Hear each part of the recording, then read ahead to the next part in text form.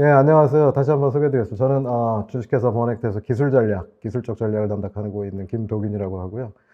오늘 이제 일반인들이 많이 생소하시기 때문에 메타버스가 뭔지 간단히, 그 다음에 그 메타버스가 어떻게 지금 진행되고 있는지, 그 다음에 이게 B2B 쪽에서 먼저 어떻게 활용되고 있는지 사례를 말씀드리겠습니다.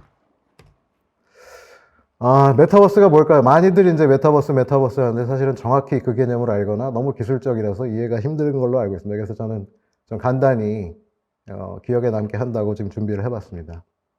저는 이렇게 생각을 합니다.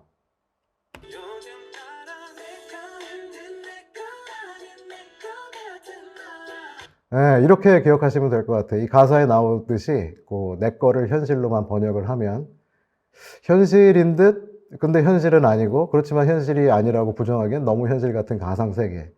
이게 사실 메타버스고요.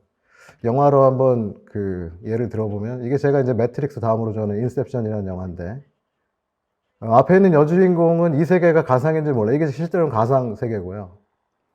꼭 실제 세계 같죠. 근데 하나의 이벤트 때문에 이게 가상이라는 거를 인지를 하게 됩니다.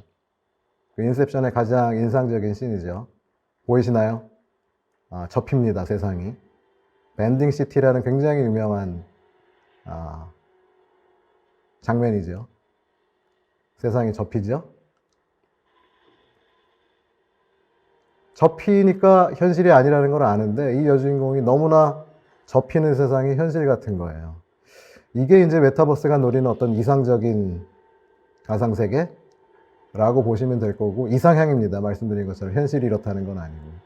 이걸 메타버스라고 기억하시면 굉장히 좋을 것 같아요. XR도 굉장히 많이 헷갈리죠. XR에 대한 정의는 굉장히 복잡하지만 간단하게 이렇게 기억하시면 좋을 것 같아요. 이 앞에 보이는 메타버스를 만들어주는 핵심 기술, 사실은 메타버스 형태 자체일 수도 있지만 핵심 기술로 정리하면 굉장히 기억하시기 좋을 것 같아요. 이게 두 가지가 있어요, 크게. VR, 가상현실이죠. 가상현실은 현실에 있는 내가 메타버스로 들어가게 해주는 기술입니다. 이분은 지금 바로 그 VR 기술로 게임을 즐기고 있어요. 저분은 지금 뒤집어 쓴 헤드마운트 때문에 자기 방은 안 보이죠. 저분이 자기 눈앞에 보는 세상은 왼쪽 TV에 보이는 그 게임이에요. 비트세이버라는 굉장히 파퓰러한 게임인데, 저분은 지금 자기의 현실하고는 아무 관계도 없어요. 오로지 가상세계에 머물고 있는 거예요. 얼마나 게임을 열심히 하는지 보시면 알 수 있을 것 같아요. 그 다음 또 하나는 AR입니다. AR은 VR하고는 반대로 메타버스의 가상 컨텐츠가 현실에 있는 나한테 오는 기술이에요. 말로 하는 것보다는 영상으로 보여드릴게요. 이게 이제 스냅챗에서 POC, 프루프 오브 컨셉을 보고 있는 로컬 렌즈라는 기술이에요. 저 사람들이 머물고 있는 공간은 현실이죠. 영국 런던 어딘가라고 해요. 근데 그 현실 세계에다가 가상의 물감을 뿌리죠. 즉, 내가 있는 현실 세계로 가상의 컨텐츠가 오는 기술이 증강현실이라고 보시면 됩니다. 이제 이 아티스트가 만든 거를 사람이 이렇게 현실 세계의 어떤 예술적인 내용으로 보게 돼요. 그러면 메타버스와 XR은 저희가 이제 알았다 치고, 그럼 왜 이게 필요한가? 두 가지로 저는 생각을 해요. 이 오른쪽에 보이시는 분이 굉장히 미남이죠. 니콜라 테슬라라고. 지금 앨런 머스크의 테슬라가 아니고 옛날에 굉장히 유명한 천재 발명가죠. 마르코니한테 특허를 뺏겨서 무선 통신을 개발하고도 별로 부는 못 축적했죠. 근데 이 사람이 남긴 말이 참 인사이트풀해요. 1926년에 이렇게 얘기했어요. 텔레비전이나 기술이나 텔레포니가 궁극적으로는 어떻게 발전할 것 같냐면, 사람들끼리 수천 마일 떨어져 있어도 마치 우리가 대면으로 만난 것처럼 굉장히 밀접한, 서로 이렇게 대면처럼 통신을 하게 되는 날이 올 거야 를 1926년에 생각했습니다. 왜 이렇게 생각을 하냐면, 결국 사람이라는 게 만나서 소통하는 게 굉장히 중요한 인간 본연의 욕구라는 거죠. 다른 게 필요 없어요. 사람 사이에 결국은 그 자연스럽게 생기는 욕구를 만족시키는데 XR과 메타버스가 쓰인다고 생각을 합니다. 두 번째로는 사실 이런 본연의 욕구가 기술의 성숙도가 미숙해서 이 욕구가 만족되지 않고 있었는데, 우리한테 굉장히 큰 동기를 부여한 게 바로 이 코비드 19 유행이죠. 이것 때문에 사람들이 실제로 만날 수가 없었잖아요. 만날 수가 없다 보니까 대체 방법을 찾도록 만들었어요. 그러니까 기업이나 개인이나 원격인데 같이 모여서 일할 것 같고, 또 같이 모여서 서로 이 소통하는 이런 거를 제공하는 기술을 필요로 했어요. 실제로 미국에서 조사한 거예요. 그 10명 중에 9명이 인터넷이라는 기술이 우리 일상생활에 굉장히 이센셜, 즉 필수적이네 이렇게 생각을 했다고 하고 10명 중에 8명이 이 코로나 때문에 영상통신이라는 걸 처음 써봤대요. 포지티브하죠. 그 다음에 10명 중에 4명이 인터넷을 쓰는 방법이 이메일이나 SNS가 아니라 이렇게 영상통화로 서로 비대면 통신을 할 수 있네 라는 걸 알게 됐다고 해요. 그런데 이 사람들이 어떤 거를 또 얘기했냐면 오른쪽에 보이듯이 비대면 영상통신이 굉장히 사람 사이의 어떤 인간관계 소통을 얘기를 하는데 뭔가 모자라 라고 또 3분의 2가 지금 그렇게 얘기를 해요. 왜 그러냐 하면 사람의 소통 방식이라는 건 이제 영상으로 보고 말로 듣는 게 아니고 이 대화라는 건 공감을 하는 과정이에요. 엠퍼티라고. 즉 어떤 장소에서 만나서 누군가를 만나서 뭔가에 대해서 얘기하고 이게 이제 실체인 경우에 같이 보고 느끼는 건데 사실 아직 공학적으로는 이 공감이라는 게 매저도 안 되고 어떻게 전달해야 되는지도 몰라요. 그러니까 이러한 사람들이 긍정적으로 비대면 통신이라는 걸 생각하지만 뭔가 메꿔지지 않는 부분 이런 게 있기 때문에 XR 기술의 채택이나 발전을 가속화하는 필요성이라고 생각을 합니다. 8가지 이제 XR이 어떻게 벌어지고 있는지 8가지 글로벌 트렌드를 통해서 한번 좀 살펴볼게요. 첫 번째는 아까 말씀드린 것처럼 이 코로나라고 하는 게 AR, VR에는 상대적으로 어떤 성장의 기회를 줬어요. 그래서 저희뿐만이 아니라 그 빅 IT 테크 기업들, 뭐 메타, MS, 엔비디아 이런 사람들이 지금 어마무시한 투자를 하고 메타버스라는 얘기를 다 꺼내고 있죠. 참고로 작년에 이제 미국에서 VC들한테 이제 투자 설명을 할 때 20년에는 뭐 메타버스라는 얘기가 뭐 12번, 20번 뭐 이 정도 나왔는데 평균적으로 200번 정도 언급이 된다고 합니다. 그만큼 이제 이쪽이 핫하다는 거죠. 두 번째로는 AR이나 VR이 가능하기가 계속 늘어난다는 거예요. 여러분들이 못 느끼실지 모르겠지만 스마트폰이 벌써 AR이나 VR을 지원하고 있어요. 단순하긴 하지만. 그러니까 이거 자체가 사실은 굉장히 그 AR, VR 기기로서 가능성을 보여주고 있고 더군다나 이제 여러분들이 느끼시기에 VR, AR이 가능한 기기라고 하면 HMD, 즉 헤드 마운트 디스플레이일 텐데 이게 이제 22년에 한 1200만 대 정도 예상돼요. 이게 그 전년에 대비해 보면 한 26% 정도 증가가 예상이 되는데 가장 크게 기여한 거는 이제 메타죠. 전 페이스북. 이 사람들이 지금 기계값을 40만 원, 올해는 지금 30만 원대 지금 내고 있어요. 이게 사실은 재료비만 해도 100만 원이 넘어가는데 출혈을 감수하면서도 이 사람들이 지금 기기를 출시하고 있죠. 왜? 에코시스템을 만들고 그 지속 가능한 에코시스템 내에서 비즈니스를 성공시키기 위해서. 아시다시피 메타는 이 스마트폰 시대에 애플한테 굉장히 서러움을 당했죠. 앱 등록하려고 하면 여러 가지 제약 조건을 걸었잖아요. 프라이버시 때문에 이제 개인 데이터 못 나가게 하고. 그래서 이제 메타는 지금 이를 갈고 있어요. 그래서 현재 HMD의 점유율이 한 78%, 80% 전체 시장에 지금 그렇게 되고 있습니다. 세 번째로 이제 현재 시장 규모예요. 그 AR, VR 서비스 시장을 세그멘트 해보면 뭐 역시 게임, 그 다음에 이제 엔터프라이즈, 산업향, 그 다음에 이제 광고입니다. 앞서 설명드린 이제 그 분야, 메타버스 분야 중에 가상현실 쪽은 아무래도 앞에 동영상 보셨지만 이제 게임, 이 엔터테인먼트 쪽에 집중이 돼 있고 역시 그 메타의 아큘러스 퀘스트 쪽에서의 게임 쪽 앱 매출이 현재 1조 그 정도가 되고 더군다나 우리가 주목해야 될 사실은 그 게임 데벨로퍼들이 게임을 올렸을 때 20년에는 1밀리언 넘어가는 게 한 60개 정도였는데 이게 21년 대비해서 지금 120개, 2배 성장했어요. 이쪽이 굉장히 성장률이 높다는 걸 보여주는 반증이고 AR 쪽은 상대적으로 게임보다는 광고하고 엔터프라이즈 쪽에 집중이 되어 있어요. 광고 같은 경우는 뒤에 잠깐 보시겠지만 이제 스냅챗의 AR 렌즈를 통해서 광고를 하는데 AR 렌즈라는 게 나를 비추는 거예요. 그래서 나를 자랑하고 싶은 사람들이 AR 렌즈를 통해서 소셜 네트워크 활동을 하는데 이게 이제 나를 비추다 보니까 선글라스를 팔거나 뭐 화장품을 팔 때 그 자랑하는 쪽에다가 화장품이나 선글라스를 AR로 붙이면 어떨까? 이제 광고주들이 그렇게 생각을 하고 이쪽에 이제 광고비 지출을 많이 하고 있죠. 그 다음에 이제 기업향 쪽, 이쪽은 이제 마이크로소프트의 다이나믹 365 가이드가 대표적인 케이스인데, 이쪽은 이제 이게 매출이나 아니면 안전사고 감소 이쪽으로 숫자로 드러나요. 조금 이따 말씀드릴게요. 그러다 보니까 기업향이 AR 쪽에서는 굉장히 각광을 받고 있다. 그 다음은 AR 클라우드를 저희가 봐야 되는데, 실제로 AR이라고 하는 건 현실 공간에다가 그거에 관련된 정보를 붙이는 거예요. 그러다 보니까 현실 공간은 사실 국내가 아니라 글로벌 스케일로 우리가 생각을 해보면 전 지구적인 스케일에서 정보가 저장되고 공유돼야 되니까 이걸 할 수 있는 사실 가장 좋은 방법은 클라우드거든요. 그리고 두 번째로는 AR이라고 하는 게 고성능 컴퓨팅 연산을 필요로 하는데, 사실 사람들이 가지고 있는 기기는 컴퓨팅 파워는 전부 다르잖아요. 이거를 똑같은 경험을 해주기 위해서는 공동의 컴퓨팅 파워가 필요한데, AR 클라우드가 그거에 가장 좋은 장소지요. 컴퓨팅을 제공하는.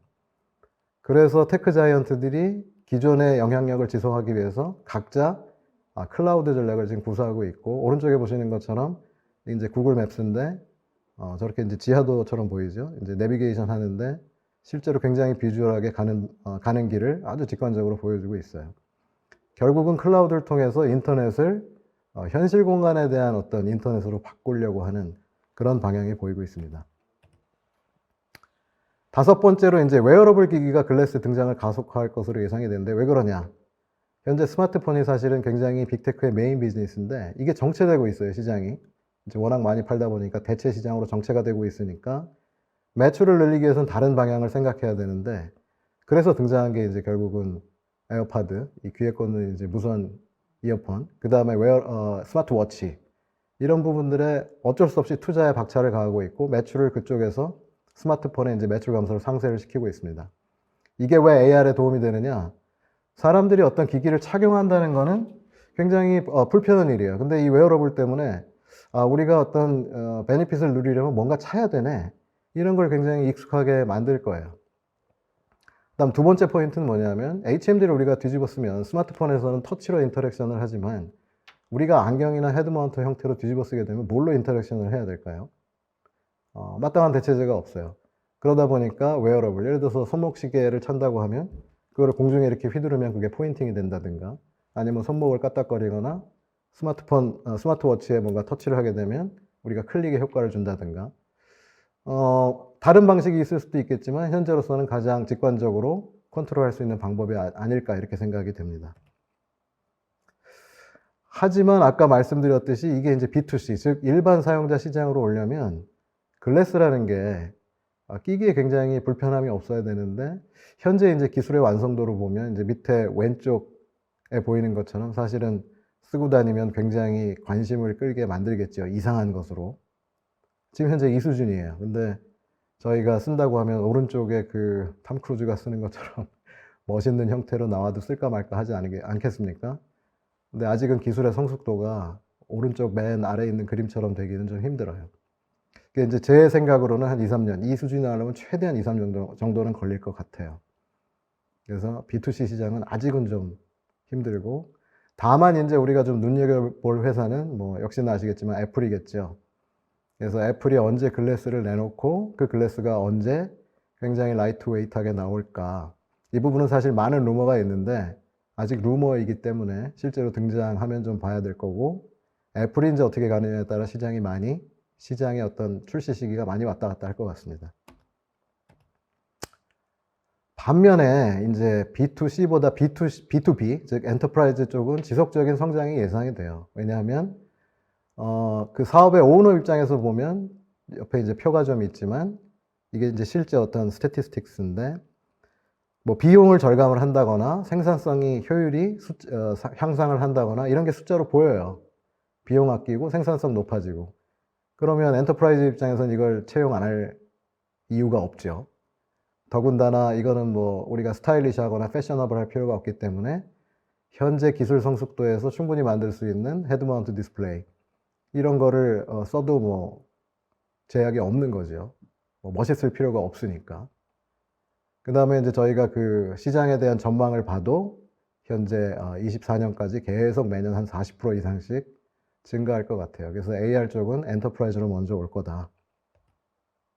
마지막으로 VR인데, VR도 역시 성장은 합니다. 성장은 하지만 조금 변곡점에 와 있는 것 같아요.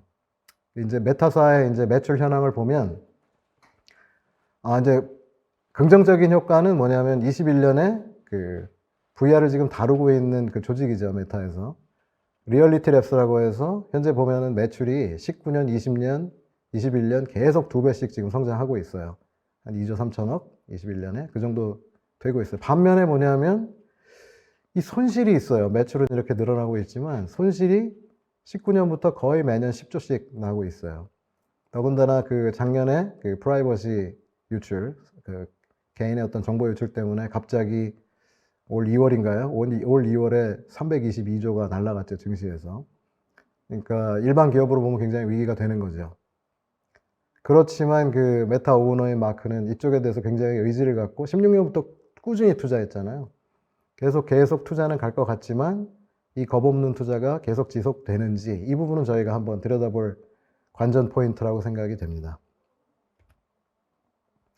빅테크를 좀 더 꼭 집어서 얘기를 해볼게요. 두 가지인데 이제 VR 쪽은 방금 얘기한 이제 메타인데 제가 이제 기억하기 쉽게 좀 캐치프레이즈 잡아봤어요. 이제 전부 다 먹겠다. VR은 이런 각오입니다.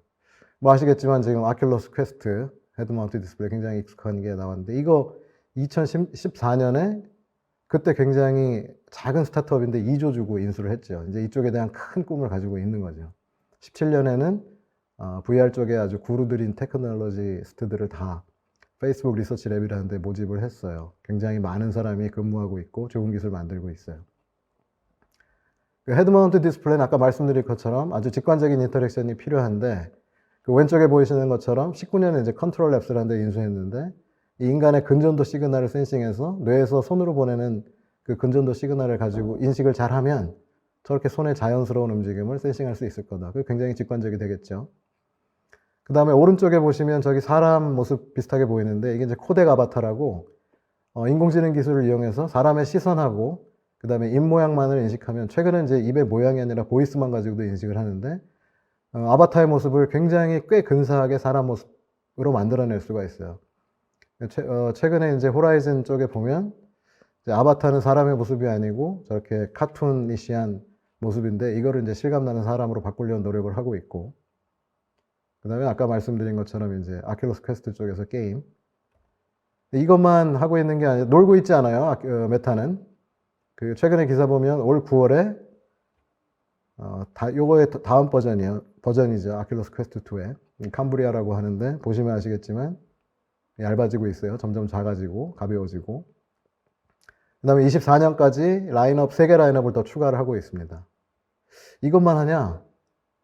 이렇게 안경 스타일도 해요. 이제 굉장히 패셔너블하게 하려고 그 레이벤 브랜드 가진 룩소티카하고 아직은 기술적으로 좀 성숙도가 떨어지긴 하지만 안경도 또 노리고 있습니다. 그 다음에 이제 마이크로소프트는 캐치프레이즈가 뭐냐면 엔터프라이즈 쪽은 내가 다 먹겠다. 여러분 아실지 모르겠지만 이제 홀로렌즈라고 저게 이제 엔터프라이즈형 AR HMD입니다. 이거에 버전 1, 버전 2 지속적으로 투자하고 있고 그 다음에 잘 모르실 수 있지만 마이크로소프트가 이어폰도 해요. 무선 이어폰 왜 할까요? 이제 이걸 통해서 음성으로 명령도 내고 음성 인식해서 번역도 하고 그 작년 21년에 그 마이크로소프트 이그나이트 그 컨퍼런스에서 보면 여기도 이제 100개 국어 이상을 실시간으로 번역한다. 그 다음에 텍스트를 스피치로 번역한다. 얘네들 지금 530쪽의 패러미터를 가지고 있는 딥러닝 엔진도 출시를 했죠. 메가트론이라고. 이거 가지고 아마 100개 언어 이상을 실시간 통번역하고 인식하려고 하는 것 같아요. 그 다음에 뉘앙스라고 한 2조짜리 기업을 또 인수를 했죠. 뉘앙스는 특징이 뭐냐면 인식된 음성을 가지고 대화의 맥락을 인식을 해요. 그래서 여러분들 왜 그 콜센터에 이제 뭔가 불만이 있으면 얘기할 텐데 이걸 인간이 안 하고 이 뉘앙스의 인식 기술을 이용하면 대화의 맥락을 인식해서 아주 복잡한 내용은 아니지만 간단한 내용은 이걸 가지고 대응합니다. 이렇게 되면 비용이 많이 절감이 되겠죠. 간단한 대화는 인공지능이 처리하고 이제 복잡하면 콜센터로 넘기는. 그럼 보세요. 음성인식 기술하고 대화인식 기술을 결합하면 굉장히 많은 엔터프라이즈 서비스가 비용 절감이 되겠죠. 이거는 이제 인터랙션 기술인데 굉장히 자연스럽고요. 그래서 B2B 쪽에 뭐 의료, 금융, 상담, 소매 서비스, 그 다음에 오른쪽 아래 보시는 것처럼 이제 공장에서의 어떤 생산성 향상, 그 다음에 여기도 이제 가상현실 공간이 있는데 Mesh for Teams라고 해서 Teams라고 하는 게 여러분 아시겠지만 이제 B2B 생산성 향상 툴인데 기업에서 이걸 지금 가상 공간으로 옮기는 노력도 역시 하고 있습니다.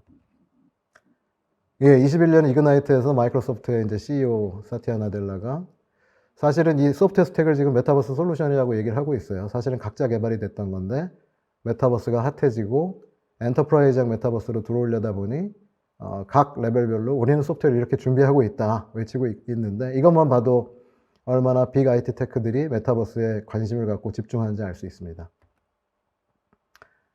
이제 글로벌 현황과 동향을 보면 얼마나 이제 빅 IT 테크들이 이쪽에 집중하고 있는지 알고 있고, 이제 저희도 좀 소개를 드리겠습니다. 그래서 제가 이제 앞쪽에서 엔터프라이즈형 AR을 좀 강조했다는 느낌을 가지신 분들이 있다면 굉장히 센스가 있는 분들인데, 그래서 저희는 아까 얘기했듯이 이제 산업용 XR 솔루션에 이제 집중을 하고 있어요. 당장은 이제 B2C 쪽은 어떤 기술의 성숙도나 필요성이 산업용보다는 좀 떨어진다고 생각을 하고요. 산업용 쪽에서는 워낙 넘버로 그 효율이 드러나고 있기 때문에 이쪽에 집중을 하고 있고요. 저희가 이제 16년에 창립해서 19년, 21년에 시리즈를 성공적으로 유치하고 이쪽에 집중하고 있습니다. 자, 산업 현장의 문제들을 조금 더 디테일하게 볼게요. 이제 좀 더 이해하시기 쉽게. 그래서 산업 현장에서는 뭐 아시겠지만 이제 국내만 봐도 매일 몇 명씩 계속 죽지요. 이 안전 부주의 때문에. 그 다음에 큰 공장들은 사실은 공장의 넓이도 크고 그 다음에 사람도 많아요. 이거를 매일 잘 관리한다는 게 굉장히 쉽지 않죠. 넓은 공간에서 많은 사람들을, 관리자들이. 그 다음에 한 번 고장나기 시작하면 기계 가동하기 힘드니까 거기서 손실이 많이 발생하고요. 잠깐의 실수로. 그 다음에 이제 공장에서 또 하나 겪고 있는 문제가 어떤 고난이도의 시설을 했을 때 이게 이제 전문가가 없으면 이제 일본 기술자를 부르는 사례인데 한번 기계 고장 나면 멈춰 있죠. 그 다음에 일본 기술자 데리고 와야죠. 시간 들고 돈 들고. 이런 것들이 굉장히 비효율을 발생하는 문제들입니다. 이제 저런 세 가지 문제를 우리는 이제 세 가지 카테고리에서 버넥트는 접근을 하고 있는데, 이제 비즈니스 측면에서 보면 결국은 사고를 처리하는 비용을 감소하고 또 의사결정에 걸리는 시간을 단축하는 부분. 그 다음에 이제 워크 인사이트 측면에서 보면 저 공장에 있는 노동자들의 어떤 업무 이해도 증가, 그 다음에 그걸 통해서 효율성 향상, 그 다음에 이제 안전 문제, 안전을 자동으로 잘 관리하고 사고를 감소하는 것. 이 부분이 이제 저희가 앞에 프로블럼을 푸는 세 가지 측면이라고 보시면 되겠습니다. 그래서 오늘은 세 가지만 설명을 드릴 텐데, 그 XR 기반으로 다자간 원격 영상 협업을 할 수 있는 리모트 솔루션, 그 다음에 이제 사용자들이 굉장히 직관적으로 그 산업 현장에서 벌어지는 생산 방법을 효율적으로 볼 수 있는 컨텐츠 제작 기술, 그 다음에 이제 현실에 있는 어떤 공장이나 설비를 그대로 가상 공간으로 옮기는 이제 트윈 기술, 이렇게 세 개 솔루션을 소개를 드리고, 사실은 솔루션도 중요하지만 그 밑을 받치고 있는 원천 기술 가지고 있는 게 굉장히 중요해요. 이 세 가지를 실현하는데 저희가 원천 기술이 없으면 사실은 외국 기업의 어떤 의존성이 커지니까. 그 다음에 이제 백엔드 솔루션. 또 중요한 거는 현장에서 다양한 기계를 가지고 있을 텐데 뭐 스마트폰만 지원하는 게 아니라 뭐 스마트 글래스, HMD 다양하게 지원하는 것들이 산업을 익스펜드하는 데 굉장히 중요합니다. 리모트 말씀드릴게요. 리모트는 여러 물리적으로 떨어져 있는 공간을 영상으로 묶고 그 영상에다가 직관적인 어떤 가이드를 줄 수 있는 XR 기술을 묶은 거예요. 그래서 중요한 포인트 3개 말씀드리면 사람들이 동일한 기기만 가지고 있지 않으니까 가능하면 다양한 기기들을 지원을 해야 되고, 그 다음에 영상 협업 시에 거기에 이제 현장 영상에 직접 어떤 가이드를 줄 수 있는 XR 협업 도구, 그 다음에 이제 한두 사람이 아니에요. 여러 명이 협업을 해야 되니까 여러 사람이 영상에 협업을 해가지고 일을 하는데, 더군다나 이제 외국 사람들하고 일도 많이 하는데 실시간에 어떤 번역을 할 수 있는 기술. 말보다는 영상으로 보시는 게 쉬울 것 같아요. 현장에서 비상 상황이 발생하면 멀리 떨어진 부분에서 어떤 현장 사고가 발생할 거잖아요. 여기 이제 사무실이고, 이제 현장 영상을 공유를 하고 이제 노동자가 가 있고, 이분 오른쪽에 보이시는 분이 이제 기술자예요. 딴 데 있죠. 그 영상 보면서 저렇게 현장 영상에다 바로 가이드를 컨텐츠로 줄 수가 있어요. 저렇게 돌리라고 그려주잖아요. 굉장히 멀리 있는 분이. 그러면 직관적으로 돌리게 되겠죠. 말로 하는 것보다. 이런 부분들이 어떤 문제 해결을 위한 시간을 줄이는 그런 신뢰가 되겠습니다. 그 다음에 이제 메이크 뷰예요. 메이크 뷰는 뭐냐면 저렇게 온라인에 하는 것도 중요하지만 미리 그 컨텐츠를 준비를 해 놓는 거예요.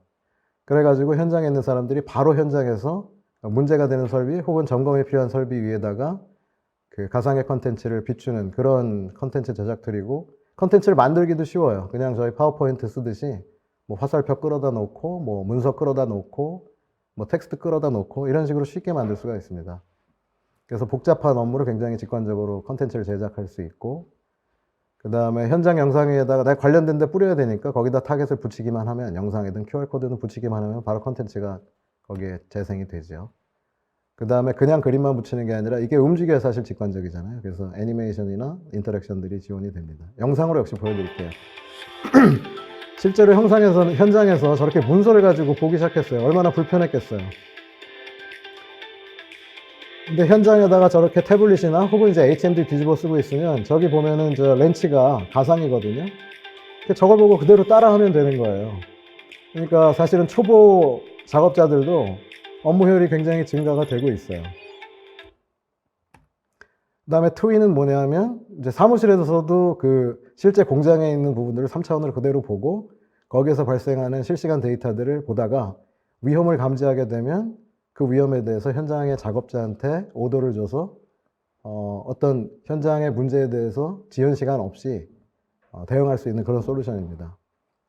그래서 가상 환경을 그대로, 현장을 그대로 3D로 복제를 해내고 센서 데이터를 거기 연동하고, 그 다음에 뭐 기존의 설비에 대한 아날로그 데이터는 인식을 통해서, 또 IoT 센서가 붙어 있으면, 죄송합니다, 디지털 정보를, 센싱 정보를 연결하고, 그 다음에 현장 정보가 그렇게 돼 있으면 실시간에 관리가 되고 작업자를 투입을 할 수가 있겠죠.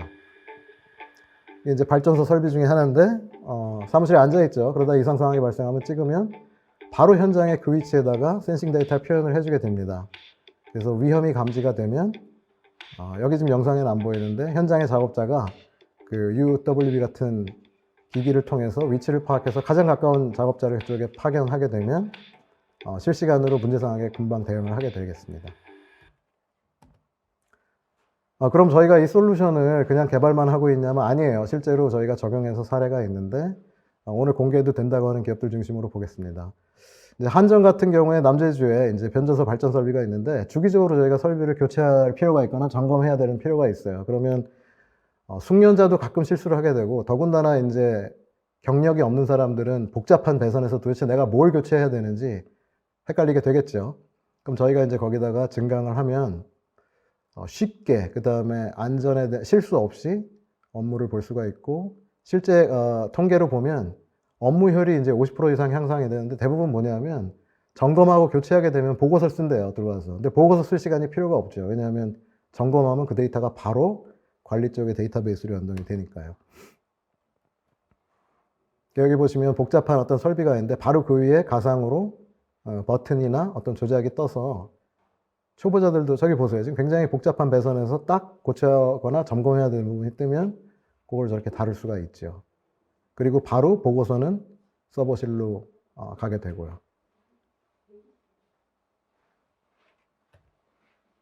그다음 두 번째는 이제 델스타 홈멜이라는 기업인데, 여기는 이제 관리실은 평택에 있고 스마트 공장은 경주에 있어요. 그러니까 그 스마트 공장이라는 게 얼마나 그 설비가 복잡해요, 일반인들이 보기에. 그러니까 그 평택에 있는 관리실에 숙련자가 그 현장에서 사고가 발생하게 되면 경주까지 안 내려가고 리모트를 통해서 원격으로 조치가 됩니다. 이것 때문에 실제로 그 설비 비가동 시간이거나 비용을 90% 이상 절감한 게 팩트로 나와 있어요. 이게 이제 현장이 여기가 평택이죠. 평택에서 이제 관리실이 있고 실제 공장은 경주에 있고, 여기 이제 자동차 강판을 만드는 기업인데 효율을 올리기 위해서 전부 스마트 로봇이 들어가 있어요. 근데 그 로봇이 사실은 복잡하고 위험하죠. 그래서 그 위험성이 있을 때마다 현장에서 그거를 고칠 수가 없잖아요. 잘못하면 큰일 나는데, 뭐 사람이 끼어서 죽는다거나 오동작해서 뭐 강판이 불량이 난다거나 이러한 경우에 문제가 생기면 현장에 있는 작업자가 스마트 글래스를 뒤집어 씁니다. 그럼 스마트 글래스를 뒤집어 쓰는 순간 그 문제가 있는 현장을 평택에 있는 이제 전문가가 보게 되고, 이 장면이죠. 그럼 스마트 글래스의 영상이 바로 이제 평택으로 전송이 돼서 문제가 있는 상황을 전문가가 본 다음에 지시를 내리게 되겠죠. 직관적으로 XR을 활용해서. 이제 로봇 여기까지만 보겠습니다. 시간 관계상. 마지막으로 이제 그 에너지 가스 공급 업체인데 여기는 리모트하고 웨이크뷰를 둘 다 도입했어요. 그래서 그 업무에 드는 시간도 줄이고 그다음에 사고 처리 시간도 감소를 하고 앞쪽에 이제 제가 소개해드린 영상에 등장한 업체가 여기입니다. 이제 시간 관계상 여기는 아까 다 보신 영상이니까 제가 뛰어넘는 걸로 하고 여기까지 일단 소개를 마치도록 하겠습니다. 감사합니다.